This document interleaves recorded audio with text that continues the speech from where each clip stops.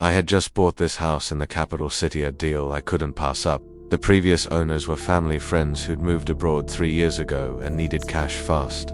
The place was half renovated, padlocked at the front, no proper door lock, and no gate to speak of. It looked abandoned. The very first day I moved in, I found someone's motorbike parked in my garage. Yeah, in my garage. I rolled it out to the street and had a gate installed that same day. Later, a man came knocking hard on my new gate. I didn't answer, but from my window I saw him pacing, fuming, and eventually wheeling the bike away. Strike one, two. First signs of trouble over the next few days. I realized the neighborhood still thought this house was empty. People blocked my gate constantly, so I slapped up a big "no parking" sign. Problem solved, or so I thought.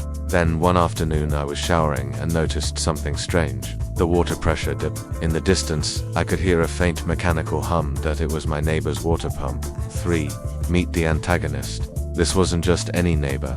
This was a grumpy old man who lived on the first floor of a 3-story house, renting out the top 2 floors. He was already bitter that the house had been sold. My friends had warned me. He'd made a fuss about it to them, but I wasn't worried. I'm 6 feet tall, I've got 3 dogs, and frankly, I don't scare easy. But now, I was starting to connect the dots. 4. Suspicions rising in my country. Water supply to homes isn't strong enough to reach rooftop tanks, so we use pumps to push it up. When I heard his pump running and my water pressure drop at the same time, I decided to test it. I waited for his pump to switch off, and instantly, my taps flowed normally again. Coincidence? I didn't think so. I remembered how the water bill for this house had been strangely high even when it sat empty. Back then, everyone blamed leaks, but now, it was obvious this man had been siphoning water from my line for years.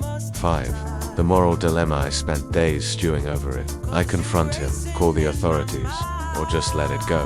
The cost wasn't the issue. It was about respect. This man thought he was entitled to my resources, just because the house had been neglected before I arrived. No, he needed to learn a lesson.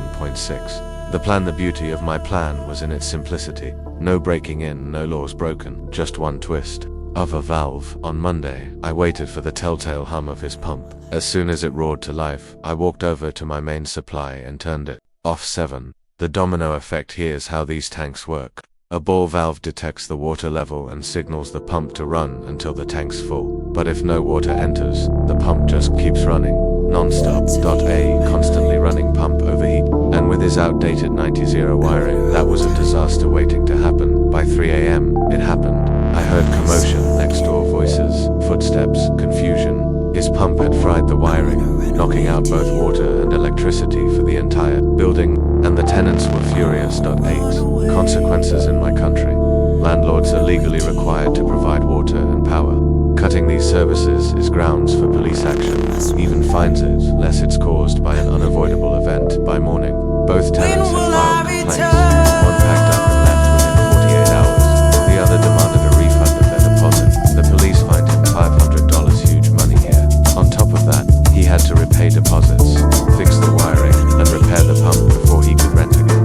He couldn't afford it. 9. The fallout. 2 days later, he knocked on my gate.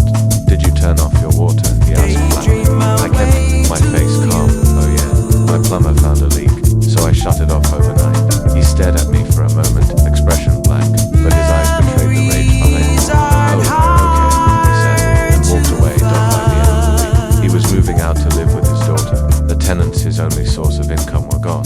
His little water theft scheme had cost him everything.